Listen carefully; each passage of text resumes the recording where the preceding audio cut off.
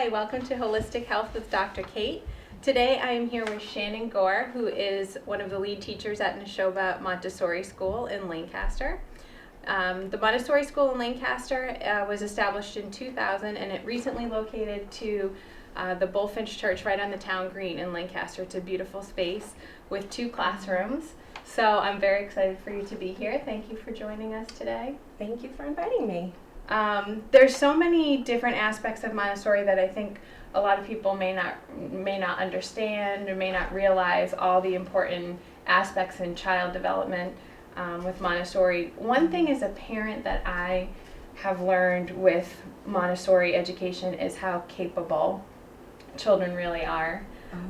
I think as parents we want to do a lot for our kids.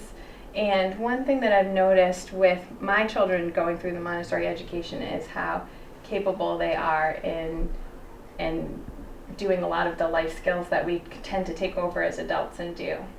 So is that a big aspect of Montessori? It's a huge aspect of Montessori. Developing the children's independence is absolutely one of the first things that we focus on from the moment they walk in the door when they're 2.9 years old.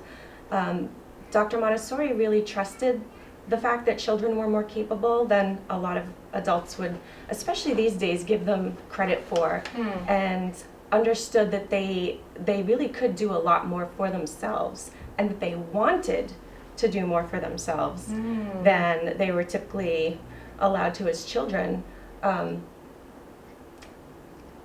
Even something as simple as, even something as simple as making their own lunch. I know when now my 4-year-old at Montessori, when he comes home, even something as simple as that, and I know that's one of the pieces of work in the classroom is something called food preparation. Yes, so there's an entire area of the curriculum devoted to what Maria Montessori called practical life. And these exercises in practical life were to help the children learn to do those things, to help them towards independence, such as buttoning their own clothes, or getting to use buckles, which were bigger back then when she was first doing her work. And the food preparation area, we have it set up so that we choose, usually we base it around a particular skill that we want to think about, whether it's simple chopping, peeling bananas or tangerines, or spreading butter or cream cheese, because those are a lot of the motions that you're going to use in your everyday life as you get older and you need to prepare things for yourself. So we give them that chance by setting up a little station where we have parents who bring in a snack food preparation for the week, and we set it up with everything that they're going to need right there in front of them. So they have a little spreader, or they have a little chopper, and they have a sponge, and they have the napkins and the plates, so that everything is right there. So we give them that, and then they can just go ahead and serve themselves. Sometimes children don't even want to eat what they've made, whether it's chopping cucumbers or bananas or scooping melon balls. They will actually then, they're invited to go and offer to their friends. So there's an element of what we call grace and courtesy, which is another big Montessori curriculum area, where just to teach children the way to interact politely with people. Maria Montessori had said that children get in trouble so much for doing things that are considered rude or improper, and she said, but nobody ever tells them exactly what they need to be doing. So you need to sit down and sort of give them a lesson on how to make a polite request versus a demand. And so we work with the children on using kind and polite and peaceful words.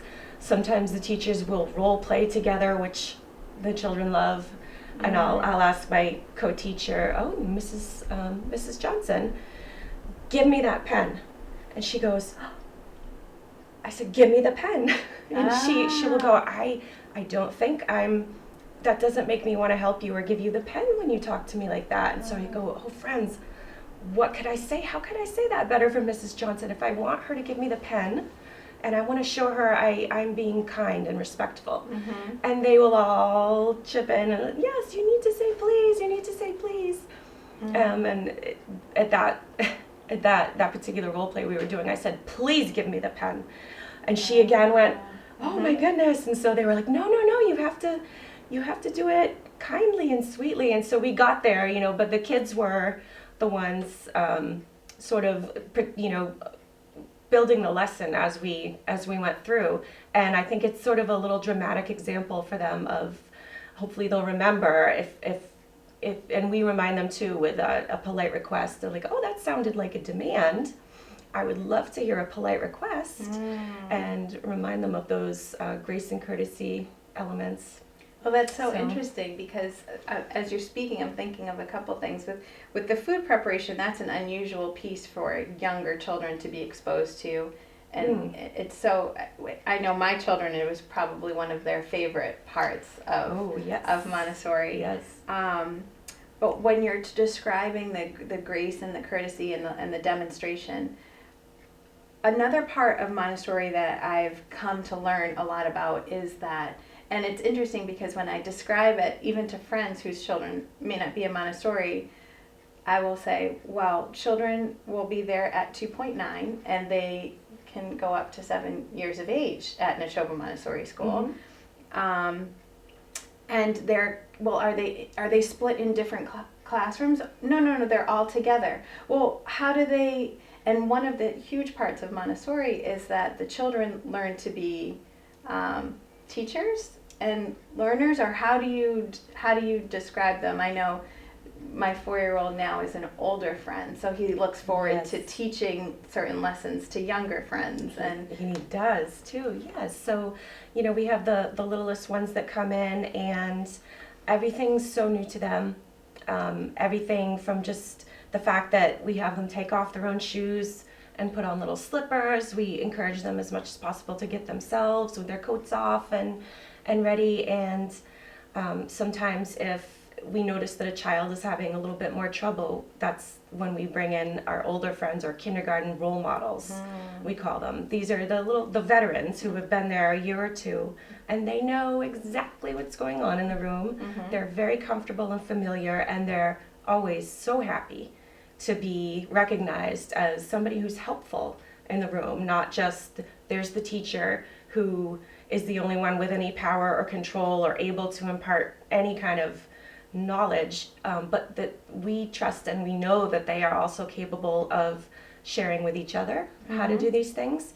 And so it's wonderful when we have a child who's been there from the time they were 3 and is a kindergartner. We really rely on those children quite a bit to set the tone at circle time, be role models. If we need help with a favor, you know, or if a younger child is having trouble putting together a puzzle that they started and they can't finish it, if a teacher's giving a lesson and can't get up at the moment, you know, I'll look around and see which of the older friends is free, and I'll say, you know what, I see Ian just finished food preparation, he's just cleaned up, he's really good at puzzles.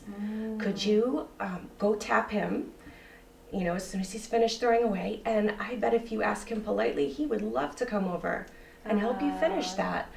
And Ian especially loves to help younger friends and is always eager.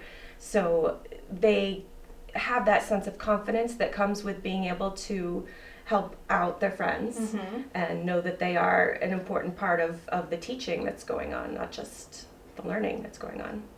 And it carries over into, I know in our home I've seen it too with my other children wanting to demonstrate different activities with the younger kids, or so it really carries over outside of the classroom too. Good. Yeah, that's the hope. Yeah. Yes. And the grace and the courtesy and the peaceful aspects of Montessori is really a big part of Montessori as well. I think that is so important now, you know, to start children with having these interactions when they're younger. that must be a huge part of Montessori. And what's a little bit of the background? I know you, every time I mention something about Montessori, you say, well, Maria Montessori, and you can just rattle off all these things about why she wanted to do things the way she did, or why she knew this would benefit children. So even back then, this was a huge part of Montessori schooling. She came to a lot of her materials that she designed, and her insights on child development through observation. She spent years, and she was a medical doctor, trained medical doctor, watching young children and literally writing things down constantly and seeing what it was that they were doing naturally with objects or with each other, and then building her curriculum around what it seems like they wanted to do naturally, and how could she design a material that would help them do that and learn their numbers also, or learn their sounds also, or learn to be peaceful and how to resolve differences together.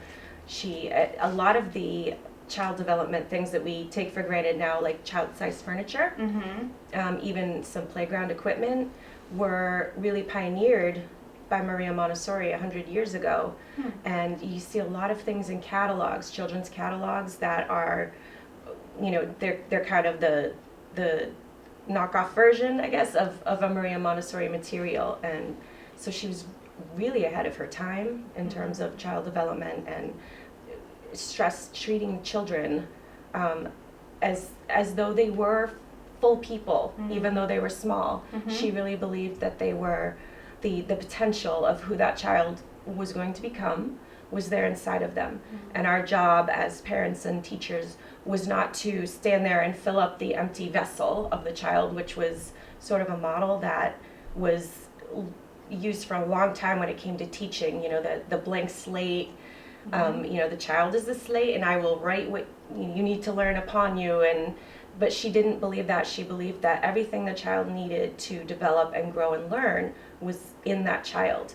And if you trusted the child to do what came naturally to them and interested them, they had an impulse to do that learning.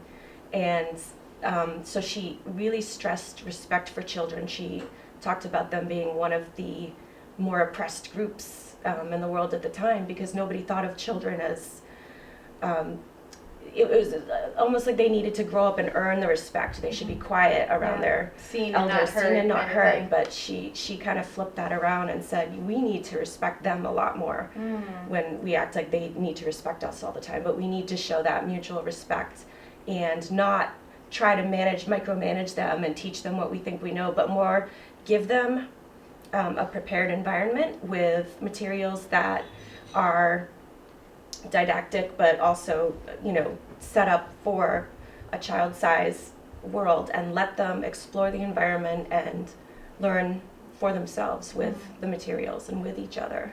And I think one of Donna Bernier, who is the director at Neshoba Montessori School, this year she said she had said something that really stuck with me, and she talked about how attention span, and that I'm trying to think of the exact words that she said, but she said something about how children have their own pace of learning, and based on their own love of what they're doing and their interest in what they're doing. And that's really part of this as well, is that they kind of set their pace for their learning. Right, and that's going with the idea that not all children develop at the same rate. We have general milestones that we look for about ages that children should be sitting or standing up, but we know that in reality there's a great range of children. Some children who walk at 8 months, and then some children who walk at 14 months, and that's normal. Most children is somewhere in the middle.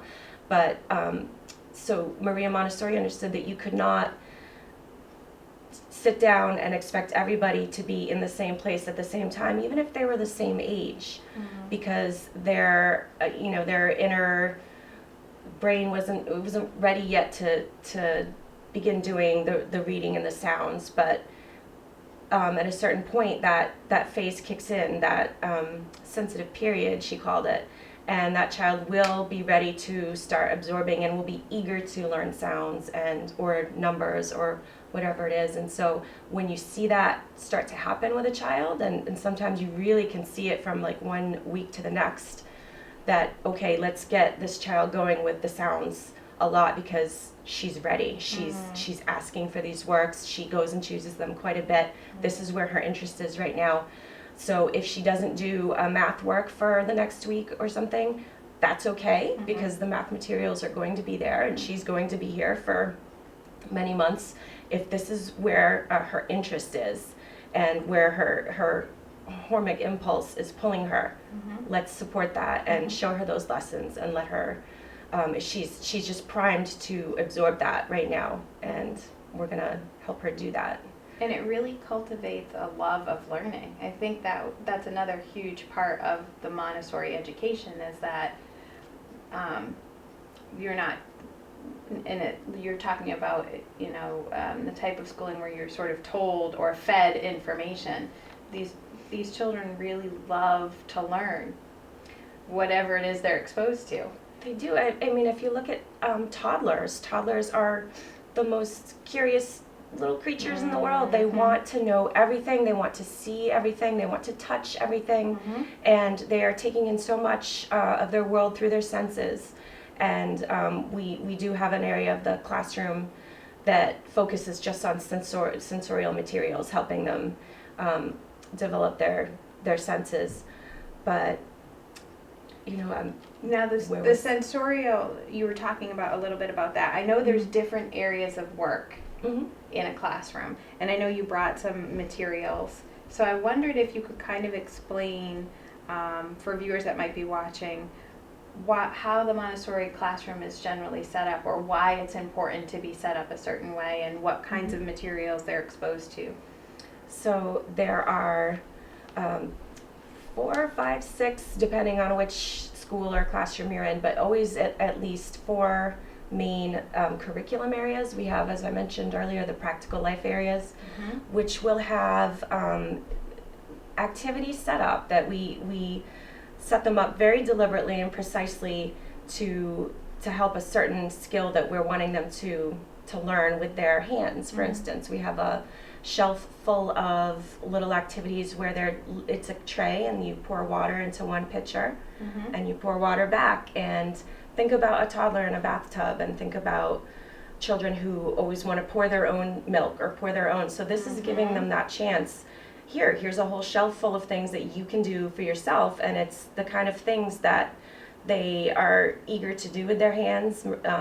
That, you know, the hands are such an important learning tool and help the brain so much with what they do. So, for instance, and also we know that when they do these activities in practical life, and they sit and they become really absorbed in the activity, and when we see that, we really try not to butt in and disturb. We just let them do. That is building their concentration and their sense of order in order to be able to move on to higher level, you know, academic things like letters and sounds and numbers. So one of the things I brought here is what we would call a tweezing work. Let's scooch this aside. We have things set up in baskets or on trays on the shelf. We try to really think of aesthetics and make it look beautiful. We don't have things out that are, you know, dirty or scratched or broken. You know, we want everything to look beautiful and for the child to feel like this is a wonderfully prepared area for them. This particular one, the materials are a little strawberry huller and an ear of Indian corn, and what we do is have them just that takes a lot of concentration and focus for them to do that. It does, and a lot of hand-eye coordination. So even for some of the younger children, this pinching, their fingers are not as strong as ours yet. And so while I can just easily pull this off and drop it, a younger child is really strengthening their fingers every time they practice that pinch, and they work hard, and some children will even just forego the holler, and they'll do it with their hands like this. And So- this would be found in more of the and that practical life. This is a practical life tweezing material.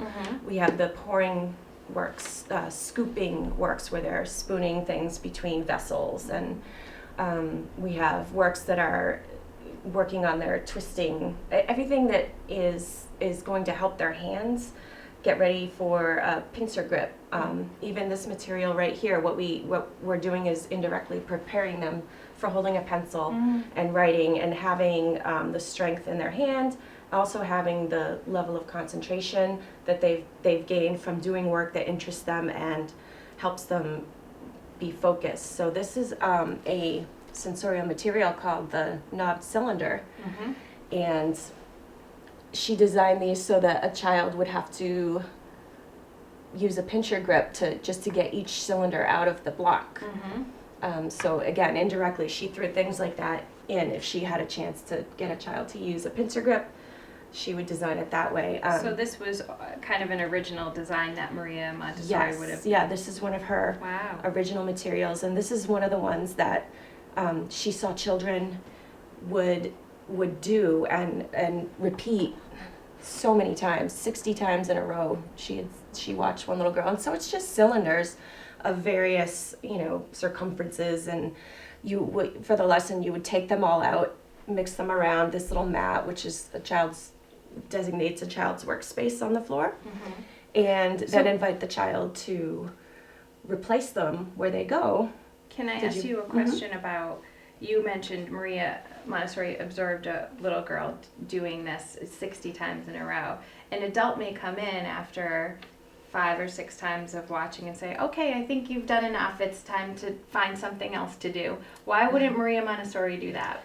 Because that child is actually deeply engaged in learning at that moment.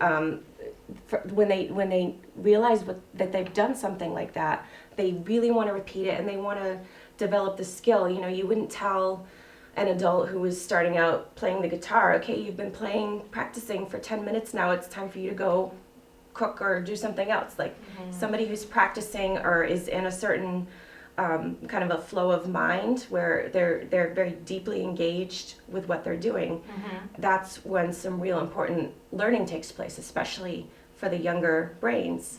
So it's kind of a cardinal rule not to disturb children who are deeply engaged in a work, and the children want to repeat this over and over because they feel that sense of, I just taught myself to do this. So the materials is set up to be self-correcting, so I can introduce it and I can show it, and then I can step back, and I won't have to say to her, oh no, look, that one's too small for that hole. The child's going to figure it out as she's replacing these. If she might put that there and say, great, that fits, but then at a certain point, she's going to get to one that doesn't fit, and so they think about it, and then they have to start rearranging them. It's self-correcting. So eventually they will get them all in the right holes, and that's the purpose of it, but they can't fail in a sense, and I am not needed to step in and tell them. They can see exactly they can see what they need to do, and that's one of the things that Maria Montessori designed, was self-correcting materials, so that the teacher would, as little as possible, have to come in and always correct or say, no, that's wrong, which can really dampen a child's spirit when all they hear is, nope, you're doing it wrong, nope, stop that, which children hear a lot. So what she did is she wanted to make it so that didn't have to happen a lot in a Montessori room. As much as possible. The only time we will interfere with a child who's working is, and this was sort of her guidelines too, is if the materials are being used very inappropriately or are disturbing the work of another child. So there's a lot of things you can do, different things with the materials. There's a particular lesson we might start with a material, and then a child might decide they are going to try putting the blocks in a different configuration from what we showed them. Excuse me. So one of the things you talked about too, even if we go all the way back to the beginning of our conversation with food preparation, there's a lot of steps to the work. So when you introduce something in a Montessori classroom, when you introduce work in a Montessori classroom, they learn the process of things, they learn the steps of things, and then they have a lot of confidence to try this, to work through it independently. Yes, yeah, we we call that the work cycle, which is basically just a child will decide what material they would like to choose, and we have a certain kind of set of steps that we help them learn to do. They need to kind of get their little space camped out. If they want to work on the floor, they can unroll a little mat like this, and that is just designating, this is where I'm going to work, this is my workspace, and it's giving other children a visual cue to walk around it, not to walk through their work. So then once they have a spot, and we also have small tables too, they select a work, they go through the process, whatever steps are involved, with a food prep lesson. It might be for banana peeling, we would just very slowly demonstrate at circle the peeling the banana, and even examining the peel and mentioning like, oh, what do I see about this peel? What do I notice? Can we eat this part? And then no, the children.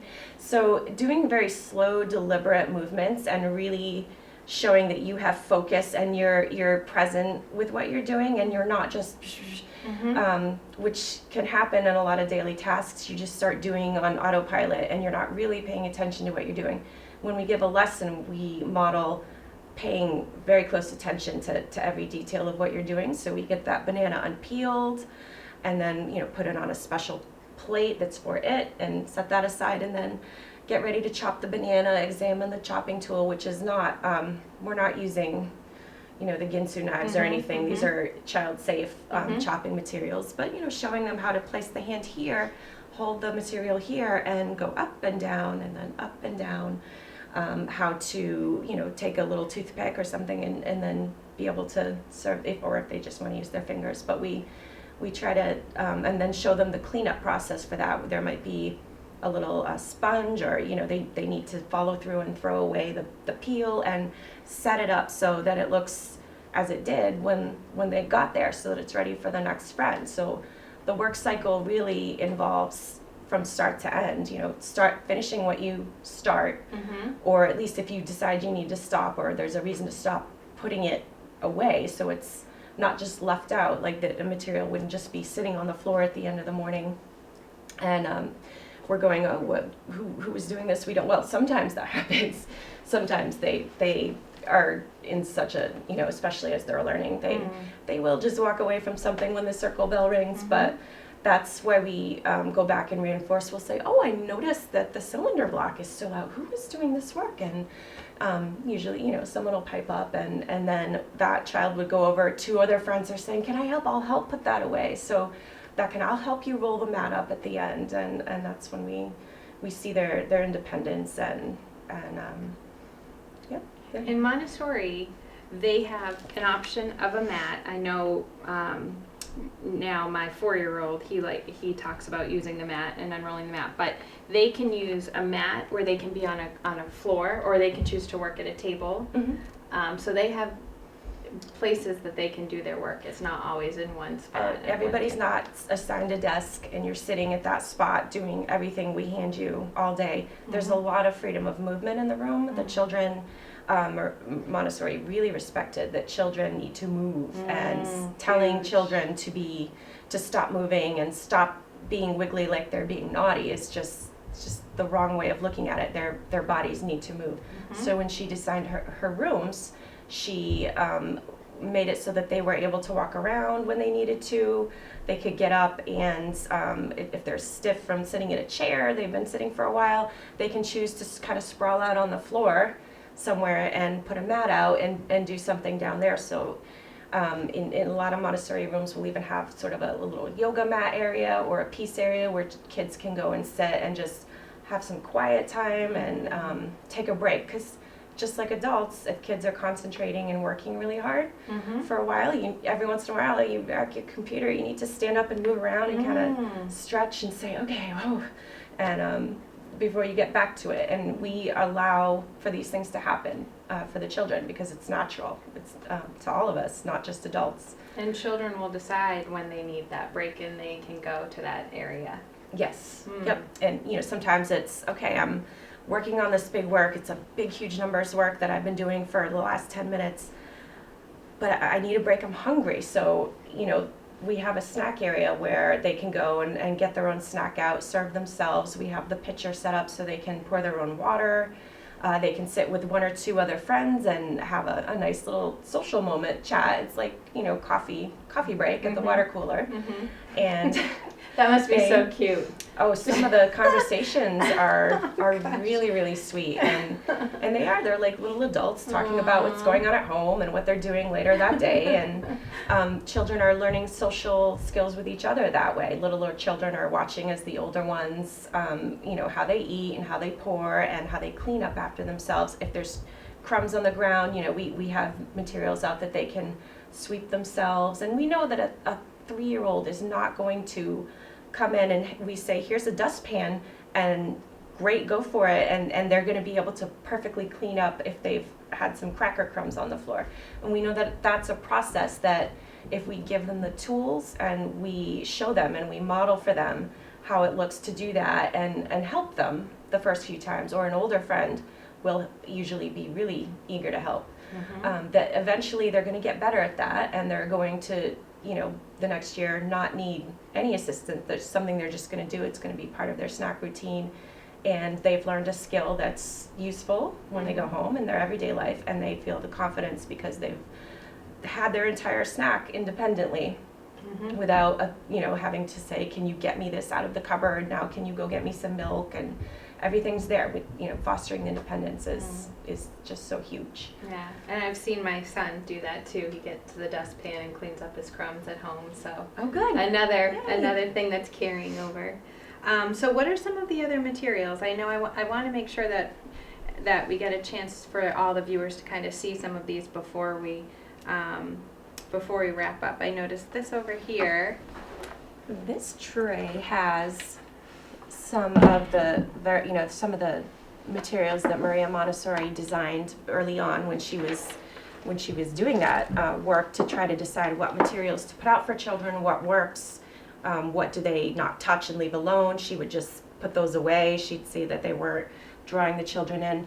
But we call these little, plates, I guess, the sandpaper letters. So, this is a huge part. I always hear about sandpaper letters when I hear about Montessori education. Yeah, they're kind of iconic. Yeah. So she designed these to be a tactile lesson. So you think of sounds, you're looking at something on a paper and saying, that says that says but with we introduce this, we're doing it with a tactile element to it. So we would show the child we demonstrate the proper way to form the letter, even though they're not holding a pencil and writing it yet. Just getting them going that way from the start helps them internalize that for when they do start writing with a pen. And I'll say this says and that's another thing that's kind of particular to Montessori, is we teach the sounds that the letters make, not the names of the letters necessarily. If I ask a child, what is this? And they say, that's an M. And I'll say, yes, it is. And what does M say? We want them to get the sound so that when they eventually are putting these symbols together to form words, they're not going M-A-T, M-A-T, they're going at. So that's something that we start with lowercase letters when they are doing these, because you see mostly lowercase when you're reading and everything. So the idea is that your body is getting cues from your auditory. When we're saying this says they're getting a kinesthetic cue and the visual.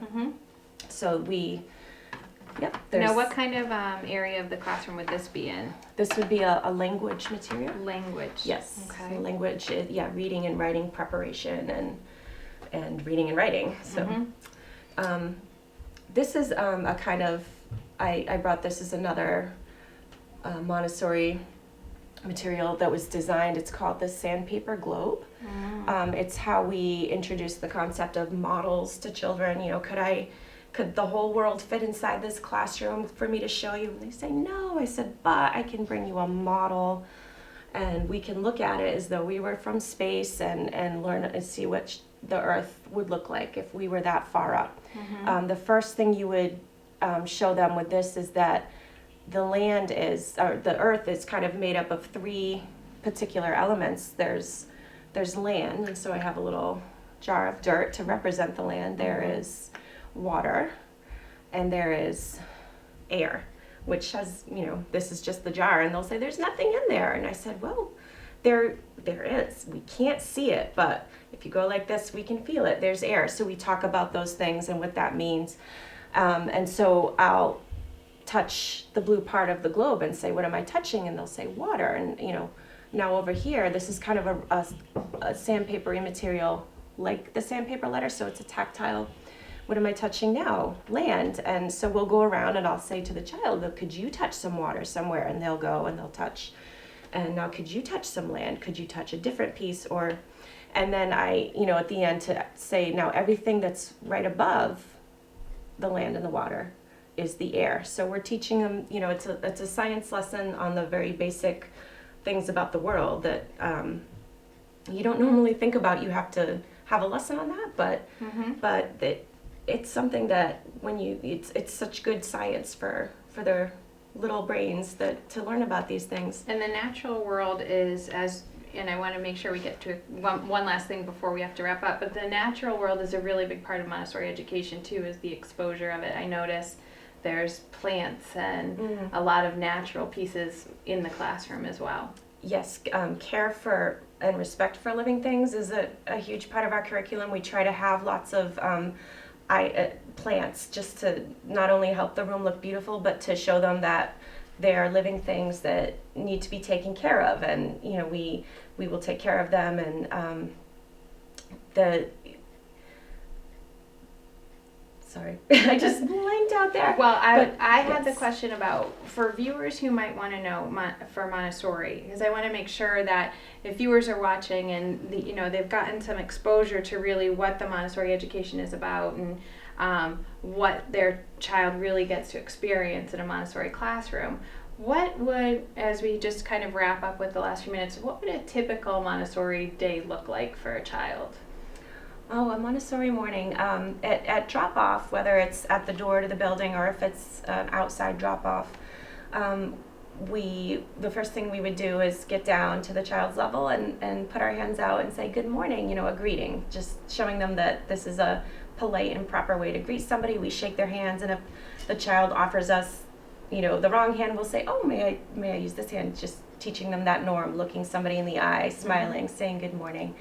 And then the children we usually start out with sort of a circle time where we'll sing and we'll do poems and we'll do some little calendar activities.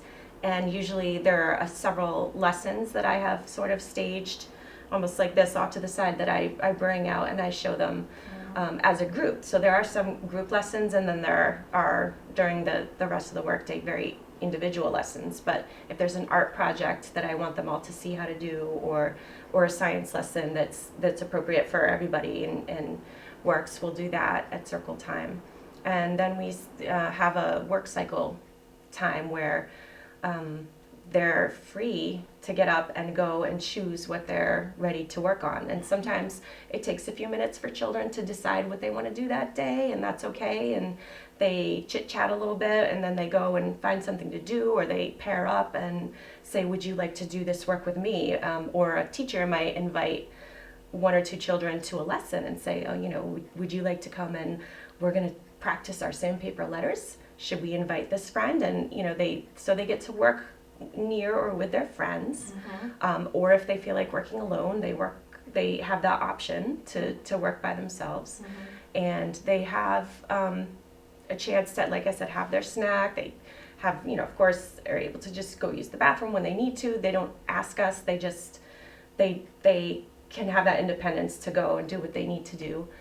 And so they might move through the art area or the food prep or math or language. These are the areas that I sort of blinked about earlier that you were asking about. Yep, sensorial or practical life. And then we come together at the end and say our goodbyes, sing a goodbye song, and everyone is dismissed. We do stories and things like that. So a lot of traditional preschool things that you think of: circle time, stories, singing. But then there are the things that are particularly Montessori, like the lessons and the freedom of movement around the room and things like that. And it's so incredible to see all of these young children working quietly. And that's what we call it, their work. Yeah. This isn't their, it's all their work. And like we go to work and, we're ready to be productive for the day. They do too, and they're productive. If someone wanted to kind of visit Montessori or experiences it, is there an opportunity for them to come and visit a classroom or observe? Yes. Most Montessori schools encourage people to come and sit and observe a classroom working, just a typical day. So, we certainly have observers and visitors come in during the morning. They usually just sit. We'll give them a spot and say, here you go. Give them a sheet about things to think about and observations they can make so that they can get the most out of their observation time. And we really encourage parents who are interested in sending their children not to just go to a website and read up on it or just talk to friends, although those are good ways to learn about Montessori method.